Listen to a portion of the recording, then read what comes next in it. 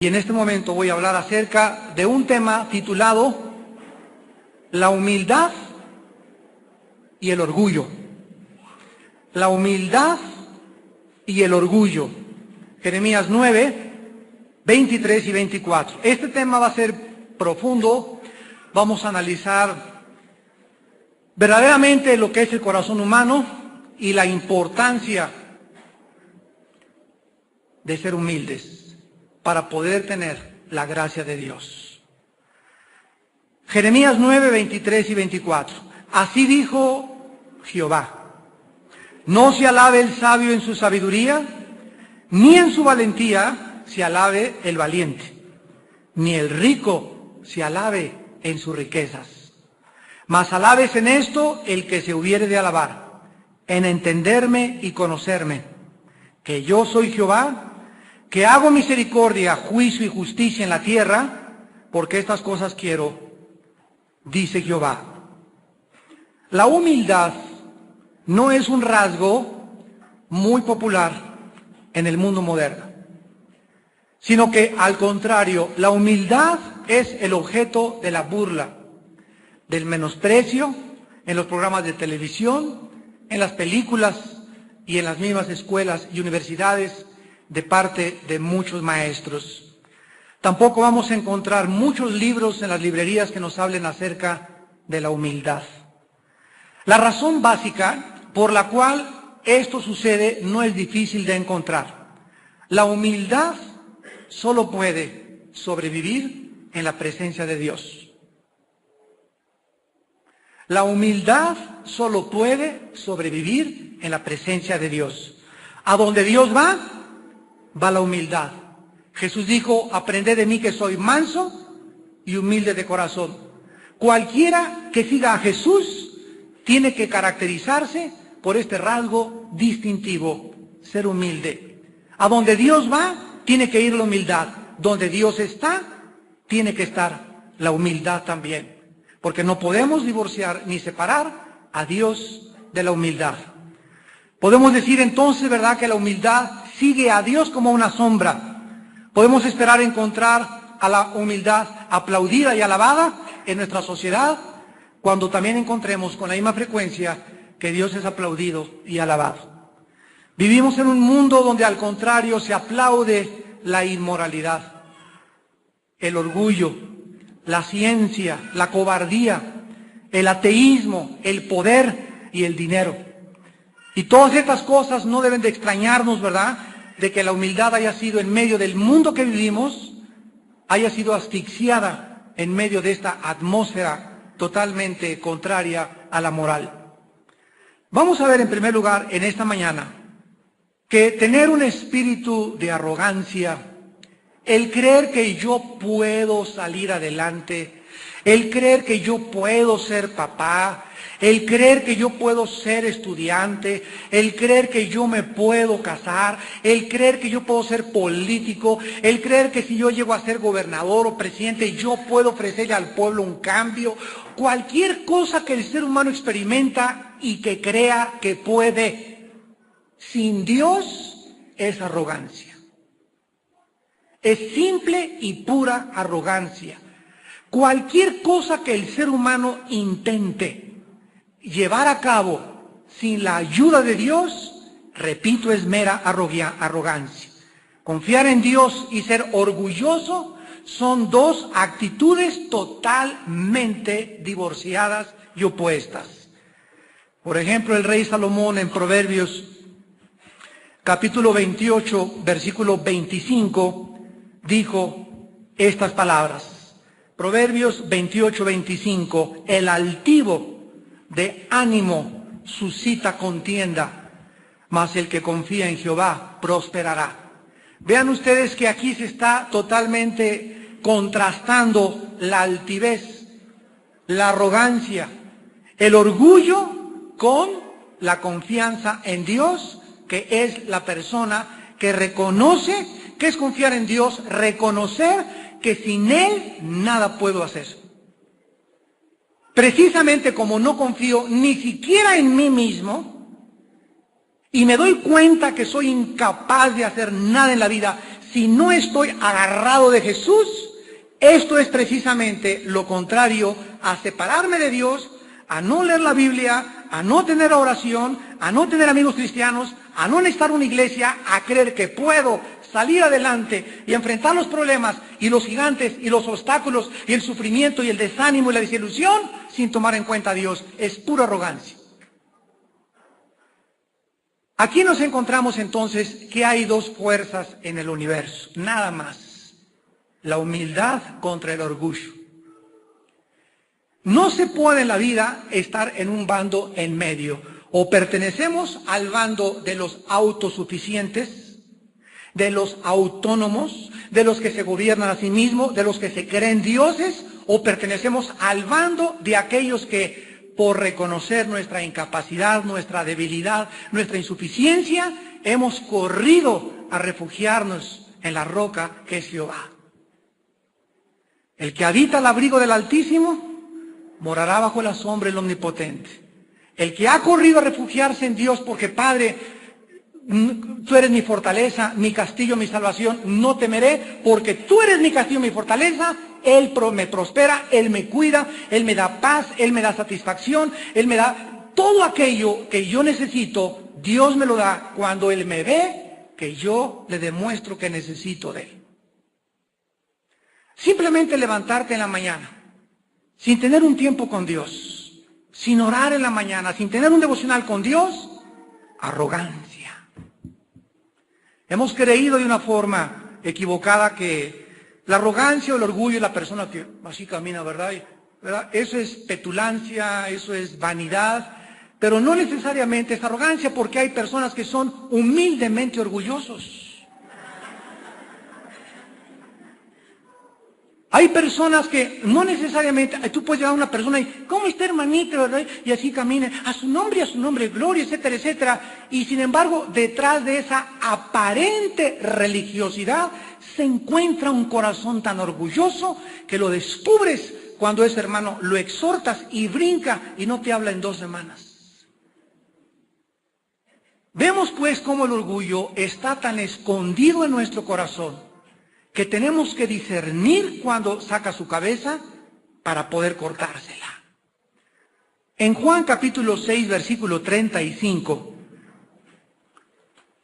encontramos el corazón de la fe bíblica en Jesús.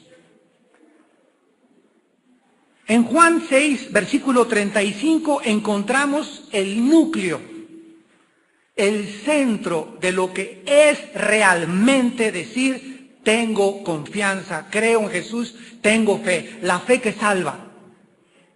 Y Jesús lo expresa con estas palabras: yo soy el pan de vida. El que a mí viene nunca tendrá hambre, y el que en mí cree no tendrá sed jamás. De esta declaración podemos deducir la verdad de que la fe en Jesús significa venir a Él y encontrar en Él satisfacción. Que pueda yo decir, solo en Jesús mi alma está satisfecha. Solo en Jesús he encontrado ese vacío que tengo en mi vida y que lo busqué en el sexo, en los hombres, en el dinero, en el poder, en la sabiduría. Me doy cuenta que no lo encontré ahí porque mi alma sigue vacía, sigo desesperado, tengo hambre ¿de qué? De alcohol, de drogas, y nada de eso me llena. Y cuando encontramos a Jesús y verdaderamente podemos decir que hemos creído en Él, es cuando verdaderamente hemos corrido a Él y estamos experimentando la satisfacción, el sentimiento de que somos llenos en Él y en su palabra. Si tú dices que tú crees en Jesús y aún no has encontrado la satisfacción del alimento que Jesús nos provee en su palabra, no es cierto que seas cristiano. Por lo tanto, la vida eterna le es dada, de acuerdo a la Biblia, no solamente a las personas que creen en Jesús históricamente, o a las personas que piensan que Jesús, ¿tú crees que Jesús es el Hijo de Dios? Sí, te tengo buenas noticias, también el diablo cree. Entonces no solamente basta, de acuerdo a la Biblia, creer que o pensar que Jesús es el Hijo de Dios, sino comer y beber de Él. Alimentarnos verdaderamente y encontrar en Jesús el alimento de nuestra alma. En Juan 14, Cristo se encontró a una mujer samaritana. Esta mujer era el epítome de la inmoralidad de una mujer inmoral moderna. La chiquita llevaba 5 maridos y con el que vivía, cuando se encontró con Jesús, ni siquiera se habían casado, era su amante. O sea, era una mujer inmoral. Pero aparte de ser una mujer inmoral, la mujer samaritana, irónicamente, era una persona religiosa, iba a la iglesia. Al amante le dejaba afuera, a veces hasta lo metía y hasta se bautizaban juntos. Y cuando Jesús se le encuentra, no le recrimina nada. No le dice absolutamente nada. Solamente le dice, cualquiera que beba de esta agua volverá a tener sed. Era una mujer que por no encontrar, por no conocer a Jesús, había creído, como muchas mujeres o como muchos hombres que conocemos, que el mundo tiene algo para llenarnos. Que el mundo tiene algo para satisfacer nuestra alma. Y descubrimos que fuimos creados por Dios con un vacío, con ese vacío, deliberadamente, para que encontremos solo en Jesús la llenura y la satisfacción que nuestra alma necesita. Y es por eso que Jesús y la Biblia nos dicen, cualquiera que beba de esa agua volverá a tener sed. O sea, Dios te dice, mira, ve y ten 100 esposas, 500 amantes, el dinero que quieras, hazte millonario, llega al puesto más elevado que tú jamás soñaste que podías llegar. Y cuando tengas todas esas cosas, lee el libro de Eclesiastés. Para que aprendas que hay un hombre que se llamó Salomón, que precisamente le permití para que ustedes experimentaran, ya no en carne ajena, sino en ustedes mismos, que hay personas a quienes Dios les da todo y no les falta nada, pero no tienen el don de disfrutar de la vida. Y hay personas que no tienen tantas mujeres, se conformaron con una sola o con un solo hombre. No tienen una gran casa, tienen ahí su casita, tienen sus frijolitos, topitos, y tienen más paz y tienen más feliz que la familia Richelieu viviendo en el castillo de Chapultepec. ¿Por qué es esto? Porque fuimos creados no para este mundo, y el mundo puede mostrarnos su apariencia y nos puede impresionar, pero nunca encontraremos en este mundo más que lodo, desilusiones, frustraciones, amargura y vaciedad de espíritu, porque fuimos creados a la imagen y semejanza de Dios. Esto significa que no somos la realidad, la cosa real de Dios, somos simplemente la imagen de Dios. O sea, Dios crea al ser humano en este pequeño planeta para que nosotros reflejemos a los demás quién es Dios a través del amor que hay entre nosotros, del perdón que hay entre nosotros y de la santidad de nuestras vidas. Fuera de estas cosas, nuestra religión es simplemente una religión más, igual que las miles de religiones que existen alrededor. Vayamos ahora a Jeremías capítulo 9, donde encontramos los 3 grandes competidores de Dios. Vamos pues a dejar en claro que el orgullo es una especie de incredulidad. La incredulidad es alejarse de Dios para encontrar satisfacción en otras cosas. ¿Me escuchaste? La incredulidad es cualquier cosa que te haga alejarte de Dios porque creíste que ibas a ser satisfecho, satisfecha en algo que no es Dios. Por ejemplo, la codicia es alejarse de Dios para encontrar satisfacción en los bienes materiales. La lascivia o la inmoralidad es alejarse de Dios para encontrar satisfacción en el sexo. La amargura es alejarse de Dios para encontrar satisfacción en la venganza. La impaciencia es alejarse de Dios para encontrar satisfacción en mis propias decisiones impulsivas. Entonces, cualquier actitud, ya sea, llámese codicia, lascivia, amargura, impaciencia, inmoralidad, tiene una raíz, el orgullo. Y el orgullo, repito, es creer que yo puedo gobernarme, creer que puedo encontrar en algo fuera de Dios lo que solo Dios me puede dar. Por eso, ¿verdad? Cualquier alejamiento de Dios, por la causa que sea, es una clase de autonomía e independencia, que es la esencia del orgullo. ¿Saben ustedes cuál fue el primer pecado de la primera criatura creada por Dios? El orgullo. Isaías 14, Satanás dijo, seré como Dios, igual a Dios. El tratar de, a ti no te necesito, yo puedo ser igual que tú, yo me puedo gobernar, puedo tomar decisiones, puedo salir adelante, puedo prosperar, soy autosuficiente, tengo el suficiente conocimiento, las suficientes relaciones, tengo todo lo necesario para salir adelante. Yo no te necesito, Dios. El domingo sí nos vemos en la iglesia de 10 a 11, pero déjame vivir mi vida de lunes a sábado.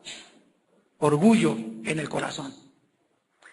En Jeremías 9, versículos 23 y 24, que es nuestro texto original, encontramos los tres grandes competidores de Dios.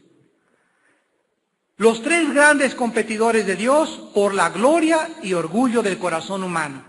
Y aquí los encontramos. El primero es la sabiduría, o en otras palabras, el conocimiento.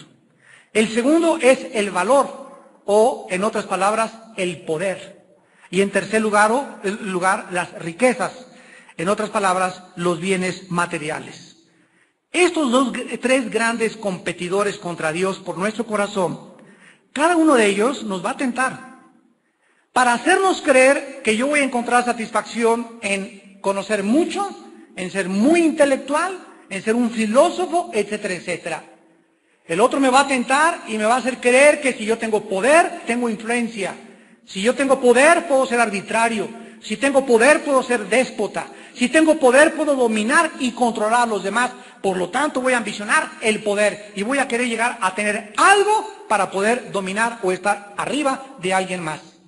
Y en tercer lugar, los bienes materiales. Y vamos a ir desglosando cada una de estas cosas, porque cada una de estas cosas nos puede engañar para no confiar en Dios como la suprema satisfacción de todas las cosas. Es muy humillante, ¿verdad?, confesar que el origen de todo nuestro gozo y satisfacción reside fuera de nosotros. Nosotros queremos encontrar dentro de nosotros mismos la razón para ser felices y para estar satisfechos. Veamos en primer lugar la sabiduría. En 1 Corintios 8, versículo 1, se lo saben de memoria, la Biblia dice, el conocimiento envanece, el amor edifica. Tenemos aquí este ejemplo, el conocimiento envanece, el amor edifica. Esto no significa que Dios favorezca la ignorancia y la irracionalidad. Porque en 1 Corintios 14, ahí mismo en 1 Corintios 14, versículo 20, a los corintios Jesús, a través de Pablo, les dijo, hermanos, no sean niños en el modo de pensar, sino sean niños en la malicia. ¿Por qué dijo Jesús, os tenéis que hacer como niños para entrar al reino de Dios? Porque el verdadero cristiano es una persona que es limpia y pura sexualmente en sus pensamientos. Un niño de 2 o 3 años lo metes a la regadera con una niña de 2 o 3 años y ahí están felices los dos, andan sin el pañal por todos lados. Pero nada más llega a los 6, 7 años de edad y el niño se tapa inmediatamente. ¿Quién le dijo que tenía que taparse? ¿Por qué esta vergüenza desde los 7, 8 años de edad? ¿Por qué ya comienza a ser un tabú aquello que Dios desde el huerto del Edén le dijo a Adán y Eva que Él era el que los iba a cubrir? Precisamente por esto, porque cuando llegamos a Cristo y nos convertimos a Cristo, Dios quiere que seamos niños en la maldad, que seamos ignorantes de la maldad. Yo no tengo que meter la cabeza a un bote de basura para saber qué es basura. Una vez me dijo un hermano, pues yo quiero ver esa película para saber de qué se trata Harry Potter. Le dije, tú no tienes que entrar a ver la película de Harry Potter para poder saber qué es maldad, qué es brujería, qué es un favoritismo acerca de la magia, y es una forma de manipular y controlar las mentes de los niños para decirles a los niños que hay magos buenos y hay magos malos. Entonces Dios no quiere que nosotros tratemos de investigar la malicia. Me voy a meter una secta satánica para saber cómo son los satánicos y después aprender y a escribir sobre el satanismo. No tienes que hacer eso porque Dios no quiere que conozcamos la maldad. Quiere que conozcamos el bien. Que seamos inocentes en cuanto a la malicia, pero dice, maduros en el modo de pensar. Lo que Dios trata de decirnos pues es que lo que sabemos o lo que pensamos que sabemos nos puede alejar y nos puede hacer descansar con nuestra sabiduría y nos lleva a enorgullecernos.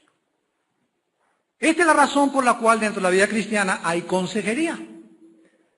Si tú tienes un problema con tu esposo, no, yo no necesito, tengo 1 año peleándome con mi esposa y el hermano por su orgullo no ha querido ir con un pastor para decirle, pastor, necesitamos ayuda. Help, somebody help. Póngale a los Beatles, La ayuda que necesitas espiritual de parte de Dios. ¿Por qué no lo haces por el orgullo? Y tu matrimonio se puede estar deshaciendo, o jóvenes que su novio se está abusando de ella, no son para venir las muchachas, pastor, ¿qué me recomienda? Déjalo. O cómprate una plancha y dale un planchazo. Cuando nosotros creemos que no necesitamos consejo, que mis problemas yo los puedo resolver, que mis problemas en el trabajo, mis problemas en el matrimonio, los puedo resolver, es cuando caemos en el orgullo. La gente que llegue tarde, por favor, ahí atrás, siéntenla.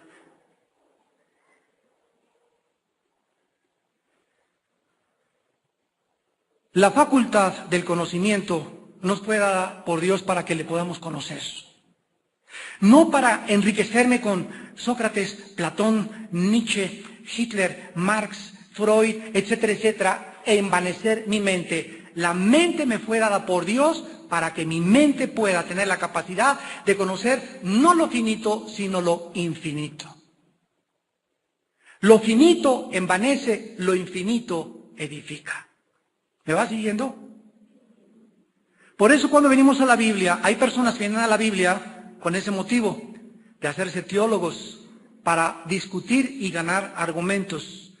Y Dios no quiere que tú tengas ese motivo para conocerlo, sino que conozcamos la Biblia y tengamos revelación de la Biblia para poder ganar las almas y tener más santidad en nuestro corazón. En 1 Corintios capítulo 2, conocemos la manera como debemos de conocer cuando nos gloriamos en la fuente de todo el conocimiento y no en nuestro frágil chip con un pequeño circuito que tenemos de albóndiga en el cerebro diseñado por Dios. Imagínense nada más la soberbia del hombre. Vamos a ver al final cuál es la plenitud y lo superlativo del orgullo. Se llama el ateísmo. El ateísmo es la actitud intelectual soberbia de un ser humano que se cree más sabio que Dios. Y determina en su pobre chip, con el pobre circuito electrónico que tiene aquí que Dios le puso, que él cree poder saber más que Dios y que él puede a través de su mente finita determinar lo que es bueno y lo que es malo. ¿Me siguieron? Más simple, en el momento que yo estoy cerca de Dios, síganme con cuidado, Dios me dice lo que es bueno y lo que es malo. En el momento que me alejo de Dios, yo decido lo que es bueno y lo que es malo. Este es el árbol del conocimiento del bien y del mal. Este es el peligro de alejarnos de Dios. El momento que nos alejamos de Dios, comenzamos a creer nosotros que nosotros podemos decidir, esto es bueno, esto es malo, esto me conviene, esto no me conviene. Nunca puedas llegarte a esta circunstancia porque estás en el orgullo en toda su manifestación. ¿Quién eres tú para determinar y legislar la moral? Es Dios el que nos dice, esto es pecado, esto no es pecado, porque nosotros no tenemos la capacidad de discernir y distinguir entre el bien y entre el mal. Actualmente hay un grande debate que es la pena capital. Y vean ustedes, los hombres, de veras, tú lees los periódicos y dices, caray, le ganaste a San Martín de Porres. Son más misericordiosos que Dios, no a la pena capital. Es falta de misericordia. ¿Quiénes somos nosotros para determinar la vida, etcétera, etcétera? Y Dios en la Biblia nos revela que hay personas de acuerdo a su sabiduría, no de acuerdo a mi pobre chip y a mi pobre entendimiento, sino a su sabiduría infinita, que hay seres humanos aquí abajo en este planeta que han perdido el derecho de vivir. ¿Y por qué Él lo dictamina? Porque Él es el creador. Tienes toda razón, yo no le puedo quitar la vida a un ser humano, pero el Estado, Dios le ha dado la prerrogativa de la pena capital. ¿Por qué no se aplica? Porque el hombre no está listo ni capacitado para ejercerla, porque abusamos de las leyes de Dios y ejecutamos a personas inocentes. Pero de acuerdo a Dios hay personas que no merecen vivir. Les voy a dar un ejemplo. Hace 2 años más o menos en Washington, el área de Washington DC, en Estados Unidos, comenzaron las personas, estaba una persona en la gasolinera y cae muerta de un balazo. A los 4 días cayó otro niño muerto saliendo de la escuela de un balazo. A los 4 o 5 días una señora embarazada cae muerta de un balazo. Total que como 12 personas murieron por un francotirador misterioso. Y comenzaron a movilizarse la policía, etcétera, etcétera. Total que, verdad, nunca el delito ni el crimen podrá alcanzar el éxito. Fue localizado a este hombre, era una persona musulmana que había en la cajuela de su carro diseñado un hoyo, se metía detrás del asiento, metía el rifle, él era francotirador en la guerra pasada, y desde ahí, desde la cajuela de su carro, comenzó a ir recorriendo ciudades matando a la gente, quitándole el gozo de vivir a personas, a niños, a mujeres embarazadas y a hombres cuando lo agarraron. 2 senadores cristianos en la Corte Suprema de Estados Unidos dictaminaron que ese hombre merecía la pena de muerte. Se levantaron 5 y dijeron que era falta de misericordia, y los senadores cristianos les contestaron, ¿y dónde está la misericordia para las familias asesinadas? ¿Se dan cuenta ustedes que hay personas que no merecen vivir? ¿Por qué va a seguir viviendo ese hombre? ¿Con qué derecho puede esa persona seguir siendo un potencial asesino contra la próxima sociedad si es que lo sacan por una fianza? De acuerdo a Dios, hay personas que perdieron el derecho de la vida. Y esta es la razón por la cual dice en 1 Corintios capítulo 2, Padre, yo te pido sabiduría para tu pueblo. Que Dios les dé sabiduría, hermanos, que les abra el corazón, que les abra el entendimiento, porque vivimos en un mundo peligrosísimo, intelectual, filosófica y moralmente, donde los cristianos necesitamos presentar defensa de la esperanza que Dios nos ha dado. Y necesitamos pararnos ante cualquier podium con políticos, filósofos, científicos y darles razón de por qué Dios piensa como piensa y por qué tenemos la Biblia como la última autoridad del pensamiento humano. En 1 Corintios 2, el apóstol Pablo dice en el versículo 10, pero Dios nos las reveló a nosotros por el Espíritu. O sea que hay un conocimiento humano. Este conocimiento humano es el que se llega a adquirir o a descubrir a través de la experimentación. Es lo que la Biblia le llama la ciencia. ¿Qué es la palabra ciencia? Conocer. Nada más es lo que significa la palabra ciencia, conocer. El ser humano, si no hubiera un orden en el universo, si la Tierra no girara en 24 horas perfectas sobre su eje en 365 días alrededor del Sol en su momento de traslación, si no tuviera la inclinación perfecta de 23 grados y medio sobre su eje, si no hubiera esta combinación de gas, oxígeno, nitrógeno para poder respirar, si mi sangre y mis neuronas no estuvieran interconectadas, si la obra de la ingeniería de mis huesos unidos con mis tendones y mis músculos no fuera perfecta para hacer que un ingeniero haya sido el diseñador, si todas estas cosas que podemos observar no existieran, no existiría la ciencia. La ciencia existe gracias a que hay un orden en el universo, en mi sangre, en el aire, en las estaciones del año y en todo lo que nos rodea. Gracias al orden hay la astronomía, hay la física, hay las matemáticas, hay la biología, etcétera, etcétera. Todas las disciplinas científicas tienen solo una sola raíz: Dios. Pero el hombre no quiere reconocer eso. Entonces el hombre, todo el conocimiento que se adquiera, repito, es a través de lo que se ve o de lo que se experimenta. No puede ser nada científico si no es repetitivo. como el ser humano no sabe cuándo se originó el universo, nunca, escúchame, nunca el ser humano, a través de la investigación científica, sabrá cuándo se originó el universo ni cómo comenzó la vida. Porque para que esto sea científico, se tiene que ser observable. Díselo a tu maestro de astronomía, de física y de ciencia. Entonces la ciencia tiene un límite que no puede pasar. La ciencia nunca, ni el mejor psiquiatra ni psicólogo, por cierto, el 65% de los psiquiatras en Estados Unidos sufren trastornos mentales. Qué ironía, ¿verdad? El 65%, de acuerdo a la Academia Psiquiátrica de Los Ángeles, de los psicólogos tienen trastornos mentales. Entonces la ciencia tiene un límite, tiene una finitud, y el ser humano jamás podrá rebasar ese límite. Si el ser humano quiere saber cómo comenzó la Tierra, quién soy, cuál es mi participación en este universo, por qué existo, por qué vivo, qué razón hay de existir, qué propósito tiene la vida, vale la pena ser santo, vale la pena ser fiel a mi esposa, vale la pena ser bueno, o realmente al llegar a la Tierra ahí se va a acabar todo y vamos a dejar la Tierra como los animales y no hay futuro ni nada. Bueno, si así es la vida, entonces ¿cuál es el propósito? Ser bueno, de ser recto, de ser honesto, de ser santo. Viviríamos sin propósito, no significado en la vida, cada quien haga lo que le da la gana. Pero Dios nos manda desde el cielo a su Hijo Jesucristo y a su palabra. Y nos dice, ustedes no son animales, ni vienen de chita, ni son el producto de la evolución, ni tampoco tienen 25 billones ya en la Tierra. Yo los hice a mi imagen y semejanza, y quiero decirles, son responsables, cada uno de ustedes, porque son agentes morales y tienen un corazón y un espíritu que los animales no tienen, y ustedes van a darme cuentas en el día del juicio de lo que hicieron. Este conocimiento, que es humano, tiene un límite. Para poder atravesar el límite, la barrera del sonido, podríamos llamarle así, y conocer las cosas que mediante la investigación científica son imposibles de conocer, Dios nos las reveló por el Espíritu Santo. ¿Quieres saber quién eres? Necesitas a Dios en tu vida, porque Él es tu creador, Él es el fabricante. Él te dice de qué estás hecho y por qué te hizo como te hizo y por qué me hizo como me hizo. ¿Quieres saber a dónde se dirige el mundo? Chécalo en la Biblia. ¿Quieres saber a dónde se dirige Europa? ¿Sabes? ¿Quieres saber el fin de Irak? Lo que va a pasar en Irak, el final de Medio Oriente, chécalo en el libro de Apocalipsis.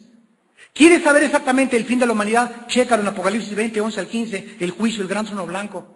¿Quieres saber qué recompensas y qué les va a pasar a las personas que rechazaron a Cristo? Chécalo en la Biblia. Dios nos da un conocimiento que no te lo da el gurú, ni Walter Mercado, ni el mago Dios, ni Freud, ni Marx, ni Nietzsche, ni Platón, ni Demóstenes. El conocimiento que Dios nos los da mediante el Espíritu Santo.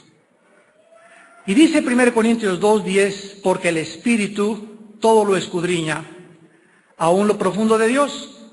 Y aquí se hace un cuestionamiento profundo que nadie puede contestar. ¿Quién de los hombres conoce las cosas del hombre, sino el Espíritu del hombre que está en él? Dios nos dice, ven para acá. Ven para acá, Platón. Ven para acá, Sigmoncito Freudcito. Ven para acá. Ven para acá, John. Ven para acá, Jean-Paul Sartre. Vengan para acá los que se crean sabios, psicólogos, psiquiatras, que aquí, que papuches. Vengan para acá, mis chiquilines. A ver, ¿quién de ustedes sabe por qué nació? ¿Quién de ustedes ha escrito, más que puras filosofías y especulaciones, la razón por la cual yo les di la vida? ¿Quién de ustedes sabe realmente cuál es el problema magistral, central, el núcleo de la problemática humana? La pobreza. Repartimos el dinero y se acabó el problema. Y los países siguen creyendo que la pobreza es el problema que agobia a la humanidad. ¿Cuál es el problema de la humanidad? La educación. Vamos a más universidades, más conocimientos. ¿Cuál es el problema de la humanidad? La cultura. Démosle más cultura al pueblo. ¿Cuál es el problema de los atletas olímpicos que llegaron a Atenas y no encontraban ni siquiera el estadio? Dios mío, ten misericordia de nosotros. Ni con los tenis llegaron. ¿Cuál es el problema de que siempre hagamos el ridículo? Venimos a la Biblia y encontramos que detrás de todas estas respuestas hay un Dios creador que se ha manifestado en Jesucristo y en la Biblia y que anhela decirnos a nosotros las respuestas a través de su Espíritu. Y si tú vienes a la Biblia sin el Espíritu de Dios y vienes con tu mente, aunque seas maestro en ciencias políticas y doctorado en filosofía y letras, chocas contra la mente de Dios y por eso el hombre dice, esto es locura, esto es una contradicción, cuánta sangre, cuánta guerra, esto no puede ser. ¿Por qué es este razonamiento del ser humano? Porque lo dice 1 Corintios 2, tú nunca podrás conocer las cosas, ni siquiera a ti mismo, si tu espíritu no es regenerado. ¿Saben ustedes por qué se inventó la psicología con Freud hace 100 años más o menos? Porque salió un hombre llamado Sigmund Freud, por cierto judío y de padres cristianos, y leía la Biblia, que se convirtió en ateo. Freud era ateo, Darwin era ateo, Marx era ateo, Friedrich Nietzsche era ateo. Los más grandes hombres del siglo XX, de acuerdo a la ciencia humana, eran ateos. El último que se murió fue Carl Sagan, el astrónomo físico, que decía, el universo no hay nada de Dios más que lo que tú crees que existe. Y toda esta soberbia humana, ¿de dónde viene? De creer que dentro de nosotros hay respuestas, y es mentira. Si queremos encontrar respuestas, tiene que estar más allá de nosotros. Tiene que estar fuera de nosotros, porque en nosotros no hay más que pura maldad. Y si tú dudas de lo que acabo de aseverar, la historia nos da testimonio que en aproximadamente 6.000 años de historia del ser humano, 6.000 años de historia del ser humano, 25 años de paz ha habido, de acuerdo al Instituto para la Investigación de la Paz en Suecia, Estocolmo. O sea que se puede resumir que la historia del ser humano es guerras, guerras, guerras, guerras, guerras. Y si no son grandes, el esposo contra la esposa, los hijos contra los padres contra los hijos, católicos contra protestantes, judíos contra árabes, en la guerra del Kosovo, la guerra de independencia, la guerra de esto, la guerra civil en Estados Unidos, guerras, golpes de Estado, independencia. ¿Por qué esta conflagración y por qué esta perturbadora atmósfera que ha conmovido a la historia a través de todos los siglos? Por la causa de que el ser humano ha nacido en pecado. Este es, señoras y señores, el diagnóstico de Dios en la Biblia. Freud le llamó el defecto trágico, Marx la lucha de clases. Y cada quien ha dicho, pues es esto. Freud también el medio ambiente, se debe a la cultura, se debe a la educación, y la Biblia dice el pecado. Y esta es la razón por la cual Jesús vino al mundo, para llevar el pecado de tu vida y de mi vida en una cruz en su cuerpo. Y pagar por ese pecado que tú y yo nunca hubiéramos podido pagar en nuestra vida. Este conocimiento, pues, es un enemigo de Dios cuando no tiene a Dios como el centro de la gloria. En segundo lugar tenemos la vanidad o el poder humano. No se alabe el valiente en su valentía. Y este es el segundo competidor de Dios, porque qué fácil es. Vayamos a Deuteronomio 8. ¿Están aprendiendo algo? Más les vale. En Deuteronomio 8, Dios le hace una advertencia al pueblo. Porque Dios sabe, repito, Él es el fabricante, Él es el diseñador. Él sabe y conoce la tendencia de nuestro corazón, de que cuando llegamos a tener coche y casa y trabajo y bendiciones, prosperidad, reconocimiento, aplauso, bla, bla, bla, bla, bla, en ese momento comenzamos a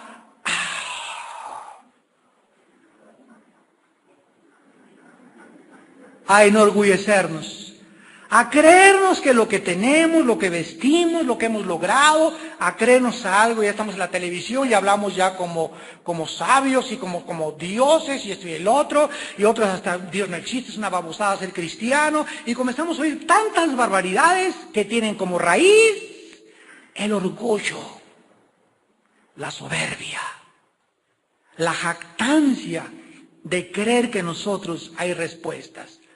Entonces, como Dios sabe que es la tendencia humana, de que en cuanto el ser humano llega a la cima, en cuanto el ser humano comienza a alcanzar logros o a tener éxito, ya sea como atleta, como deportista, como abogado, como doctor, como político, como artista, en el momento en que el ser humano comienza a escalar la cima y cree que llega a la cima, algo nos pasa allá arriba que nos marea, que nos descompone. que nos echa a perder. Y es cuando el ser humano se siente con poder. Soy Miss México, soy Mister Esto, por acá, soy el mejor cantante, el mejor conjunto, el mejor abogado, soy el presidente del tribunal, soy el gobernador, soy el procurador, soy el diputado. En el momento en que llegamos ahí, algo sucede que para lo cual no fuimos creados, que nos comienza a afectar y hasta de su mamá se olvidan. Y el ser humano se transforma en un monstruo. Y comienza a usar todo esto para tener, mi cantante, me divorcio y me caso otra vez, 3, 4 mujeres, los hombres que quiera, me divorcio. El otro día estaba escuchando el testimonio, bueno, no el testimonio, sino la conferencia de una muchacha muy famosa, lo voy a decir porque salió en una revista, ¿verdad? Britney Spears. Esta muchacha sale como un icono de los jóvenes donde comienza a bailar y traía solamente el puro ombliguito de fuera. El papá de ella es cristiano y la mamá es bautista. Y le decían, Britney, te estás empujando y metiendo a un mundo donde no vas a aguantar la fama. Pasados de moda, viejos tontos, etcétera, etcétera. Se fue metiendo. Llegó al grado en la que se besó en la boca con Madonna. Quién sabe cuánto chamuco le transmitió por la boca a esta mujer. Y ahora acaba de confesar que le es igual acostarse con una mujer que con un hombre. ¿Qué le pasó a esta muchacha? Ahora se comienzan a descomponer. Y ahora se da cuenta, se pelea con un novio, se casa con otro, en 24 horas en Las Vegas, se llega con un muchacho y en la noche se casan, se divorcian al otro día. Comienzan a creer que pueden hacer lo que quieren, que son autónomos, porque son famosos y porque tienen dinero. Y están llorando cuando nadie los ve. De vacidad, de tristeza, de incertidumbre, de desesperación. Porque no fuimos creados por eso. Le pasó lo mismo a Elvis Presley, le está pasando lo mismo a Michael Jackson. Dime tú, presidente, dime tú lo que quieras. El ser humano no fue creado para la gloria. Dijo Dios, yo no comparto mi gloria con nadie. Pero cuando el ser humano, como el gran corredor de las pasadas Olimpiadas, las últimas 2 Olimpiadas, ganador de 7 medallas de oro, Carl Lewis, un negrito, el más rápido del mundo, le entregaba la medalla de oro, siempre ves la televisión que decía, Jesús, a ti sea la gloria. Y le entregan otra medalla, Jesús, a ti sea la gloria. Cuando alcanzamos el éxito y el dinero y los logros y le damos a Jesús la gloria, Él allá arriba nos sostiene para que no nos descompongamos ni nos echemos a perder. Cuídate de llegar o prosperar en tu negocio o hacer cualquier cosa en la vida sin Dios, porque va a ser la maldición más grande de tu vida. Deuteronomio 8:11, cuídate de no olvidarte de Jehová tu Dios. Para cumplir sus mandatos y sus decretos que yo te ordeno hoy, no suceda que comas y te sacies y vayas a Italianis y a Vips y al Parque del Lago y edifiques buenas casas en el fraccionamiento San Carlos, en Los Encinos, etcétera, etcétera, y tengas un BMW, y tengas tu Mercedes, y tengas oro, y te multipliques, y tengas cuenta hasta en HSBC, etcétera, etcétera. Versículo 14, y se enorgullezca. ¿Qué es el orgullo? Llegar a un momento en la vida en la que creo que no necesito a Dios, porque tengo todo lo que necesito. Ese es el peligro del corazón humano. Y te olvides de Jehová tu Dios, que te sacó de tierra de Egipto, de casa de servidumbre, que te hizo caminar, versículo 16, que te sustentó con maná, versículo 17, y digas en tu corazón, mi poder y la fuerza de mi mano me han traído esta riqueza. Yo lo hice, yo lo logré, yo me abrí paso, yo alcancé esto, yo fui el que realmente tenía las capacidades intelectuales y filosóficas, y desde chico me decían Einstein, para lograr lo que tengo ahorita. Ahí has dado el paso a la barranca. Sino acuérdate, versículo 18, acuérdate de Jehová tu Dios, porque Él es el que te dio el poder para hacer las riquezas, a fin de afirmar su pacto que juró a sus padres como en este día. Porque Dios nos quiere prosperar y llevarnos. Él nos quiere llevar allá arriba a la cima como llevó a José, Pero antes de que José fuera gobernador, ¿qué había detrás de la vida de José? Sufrimientos, desilusiones, traiciones. Pasó las pruebas y cuando José fue sacado de la cárcel para ser gobernante de Egipto, no se envaneció, no se mareó, no lo trastornó el poder, sino que lo usó para traer a su familia y meterla a Egipto y sostenerla para que no se muriera de hambre. Si el día que Dios a ti te dé lo que tú tienes y crees que es para ti, para tu propia satisfacción y no para ayudar a los demás, ese día Dios te lo comienza a quitar. Porque nadie vive para sí mismo, sino para aquel que murió y resucitó de entre los muertos. Oremos.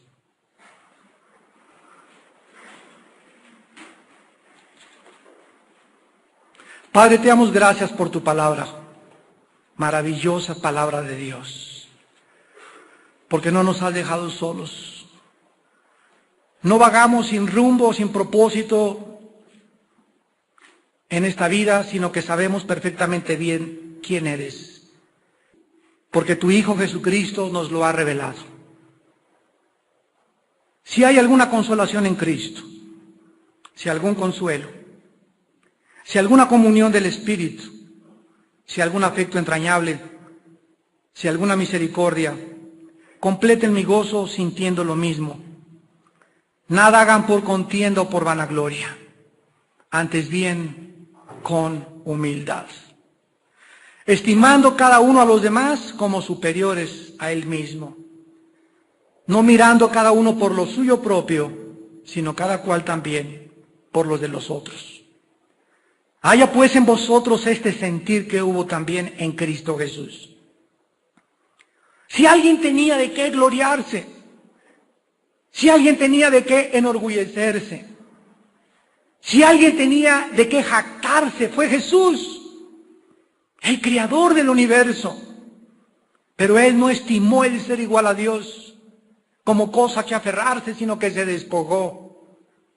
Abandonó sus prerrogativas y abandonó todo el poder y la gloria y el conocimiento que le pertenecían y bajó a este pobre mundo y se hizo igual a nosotros tomando forma de un siervo para enseñarnos que la grandeza del alma humana se encuentra no en la arrogancia ni en la autosuficiencia, sino en las palabras de Jesús.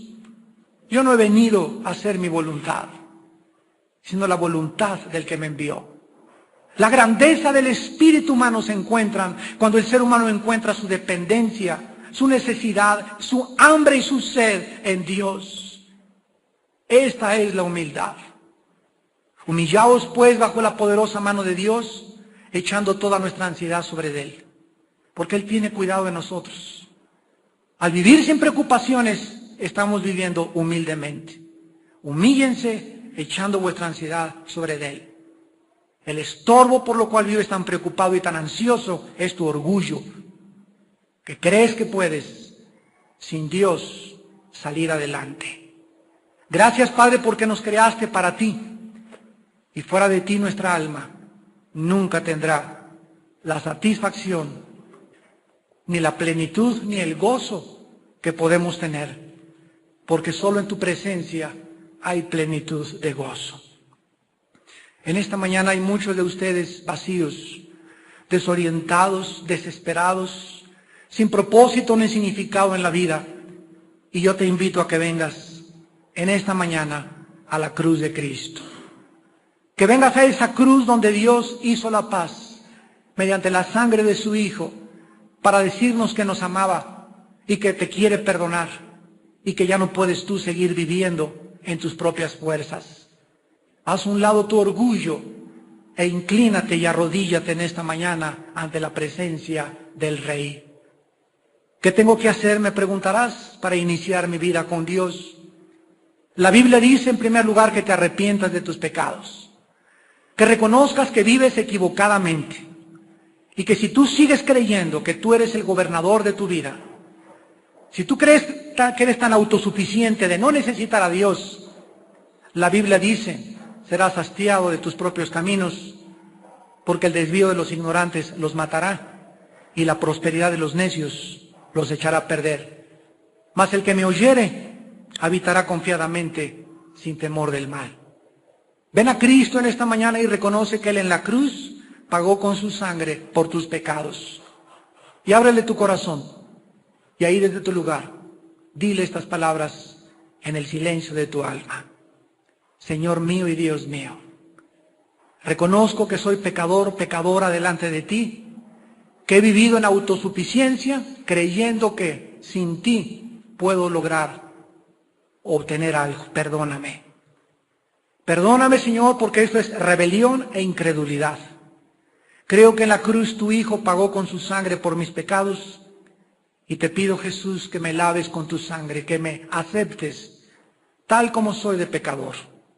Te abro mi corazón y te pido que entres a mi vida en este momento como mi Señor y mi Salvador. En el nombre de Jesús. Amén.